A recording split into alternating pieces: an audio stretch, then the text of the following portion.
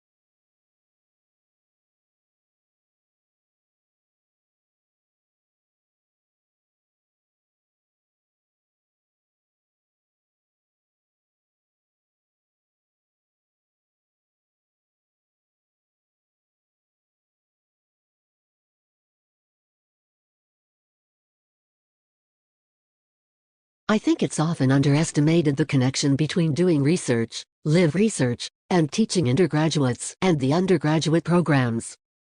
Because, of course, if you're working at CERN on a frontier experiment, you come back to give a lecture, you're buzzing with activity of what's going on, your new results. It just makes the whole lecture much more interesting for students. It's always really exciting to look ahead at new science and what might happen in the future. I must say, lots depends on what we find in the next few years at the start of the Large Hadron Collider. We are expecting to find very many new phenomena. So the thing we'll want to be building in 10 years' time will depend on what we find.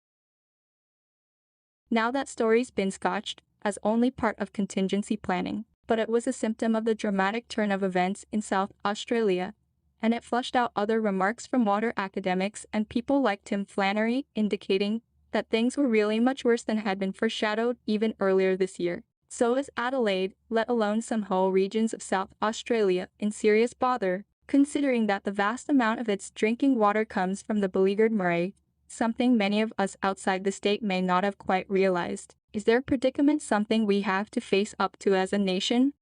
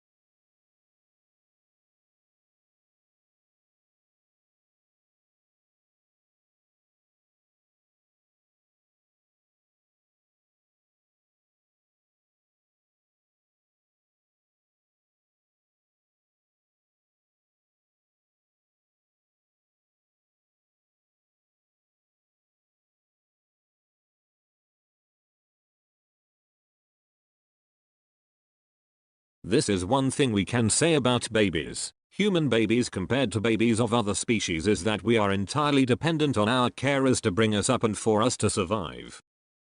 And so it's very important for babies to get into relationships with somebody who's going to look after them well. So, biology has meant that babies and the adults are geared up to be in relationship with each other from the start.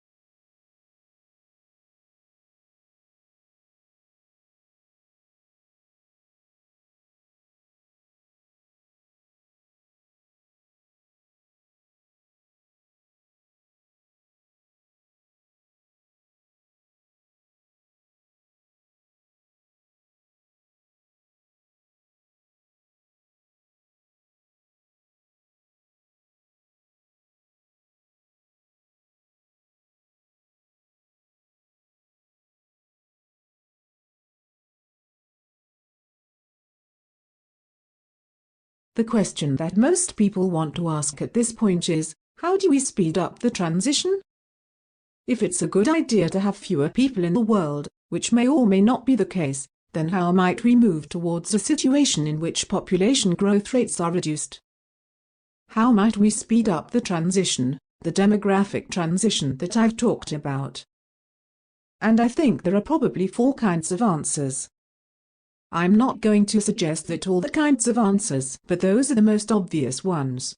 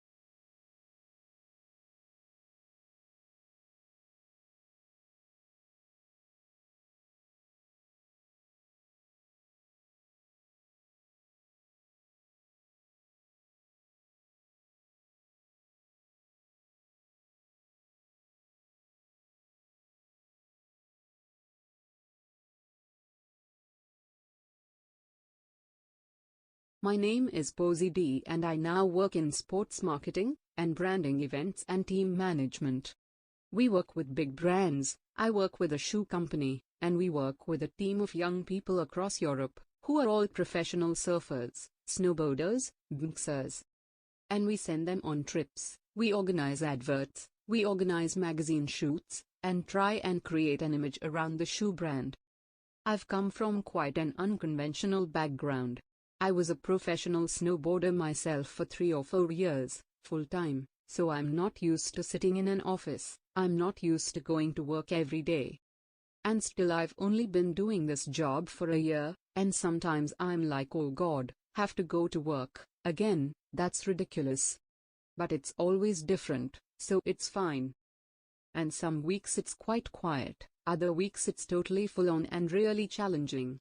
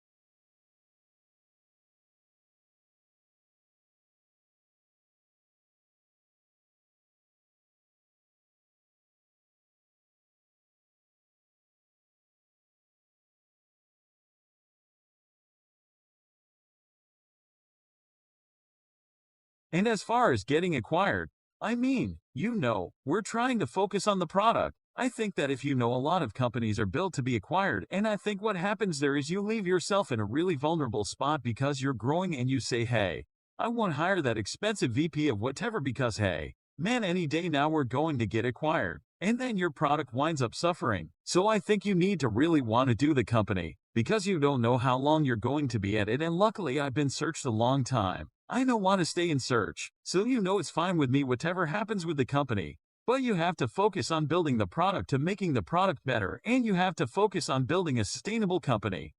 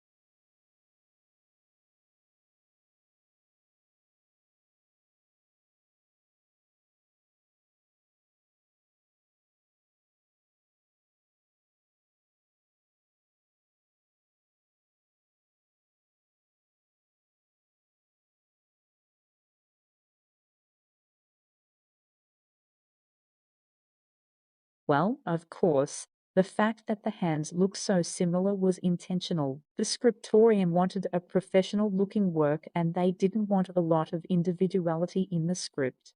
So, the primary objective of the original's writing in this manuscript was to make it look identical. As a matter of fact, because scribes are different people and they have different hand-eye coordination and different habits, they ended up producing something that was slightly different, which is not easy to tell to someone who hasn't been staring at the manuscript for a while.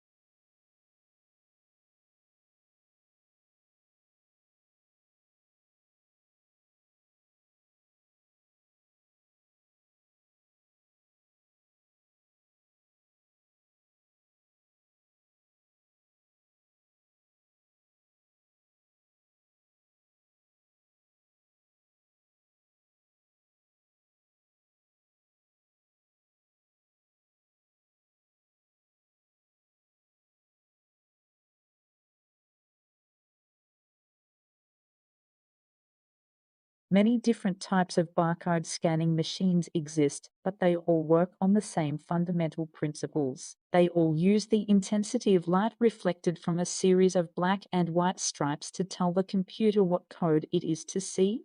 White stripes reflect light very well, while black stripes reflect hardly any lights at all. The barcode scanner shines light sequentially across the barcode, simultaneously detecting and recording a pattern of reflected and non-reflected light. The scanner then translates this pattern into an electrical signal that the computer can understand. All scanners must include computer software to interpret the barcode once it has been entered. This simple principle has transformed the way we are able to manipulate data and the way in which many businesses handled record keeping.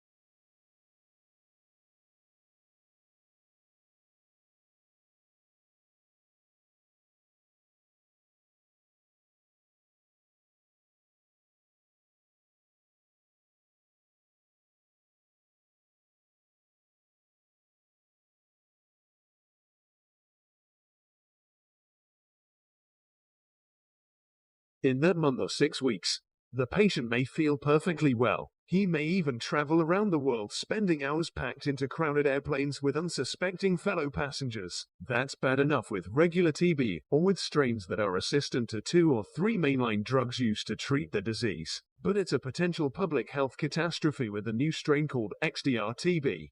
For extensively drug-resistant tuberculosis, the strain is impervious to a wide array of first and second-line drugs. That's why 30% or more of its victims die. And that's why people like Lawrence Gostin are rethinking what public health authorities should do about people with suspected XDR-TB in the weeks before the diagnosis is in.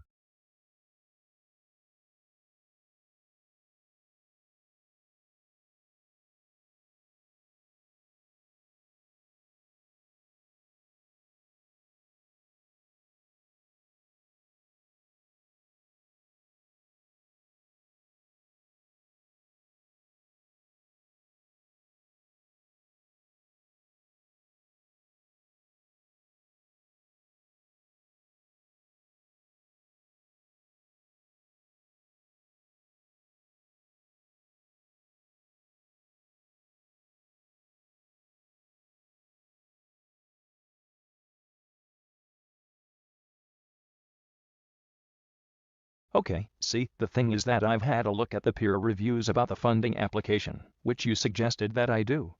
But what I found is that several reviewers are saying that there isn't actually sufficient focus on my topic. Right.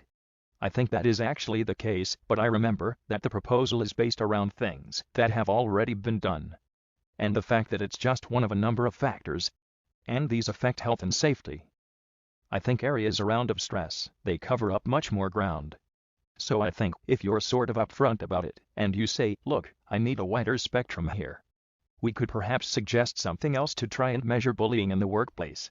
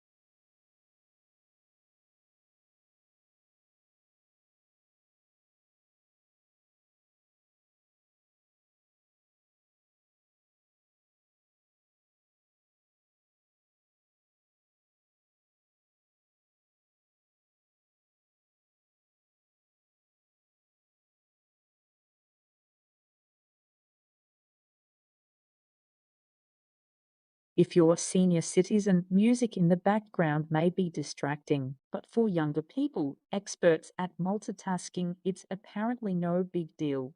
That's according to a study in the journal Gerontologist. Researchers recruited 103 people, half between the ages of 18 and 30, the others between 60 and 75. The volunteers then took part in memorization exercises and a drill where they had to quickly match a photo of a face with the same face in an array of unfamiliar faces. Some participants did the exercises in silence. Others performed the tasks while listening to white noise or instrumental jazz, blues, classical, and electronic music. Across age groups, the consensus was that the background sound was distracting, but only older people's performance suffered when the noise was present. For example, older folks who did the face matching with music playing remembered 10% fewer faces. The result matches up with the theory that the elderly are less able to filter out what's called distracting task-relevant information. In this case, the distracting info might have interfered with them storing the facial image in the first place, much less impeding their ability to remember it a short while later.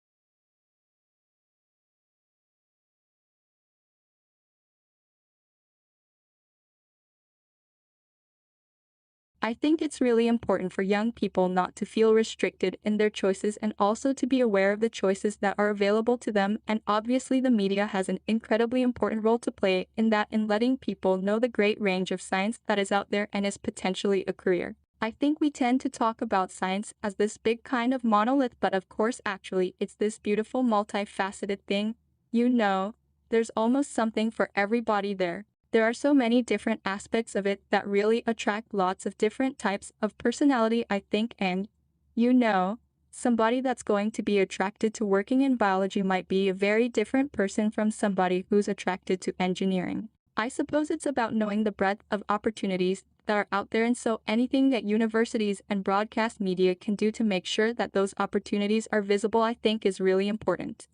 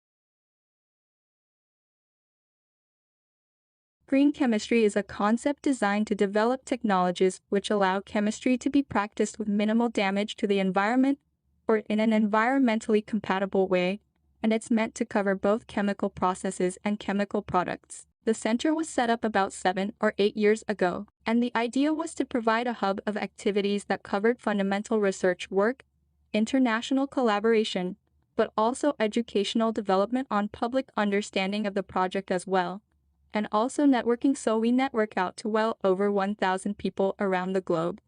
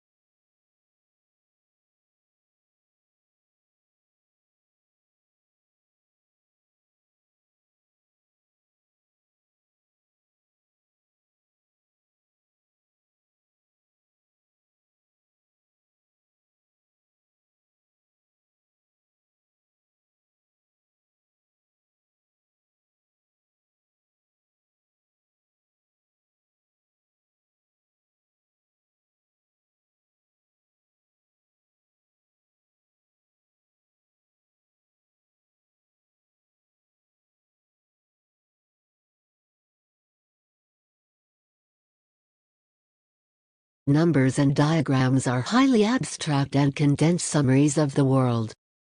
They require a degree of mental effort to bridge the gap between them and the aspects of the real world they stand for. Approach them slowly and with care, allowing yourself time to get the feel of what you are looking at.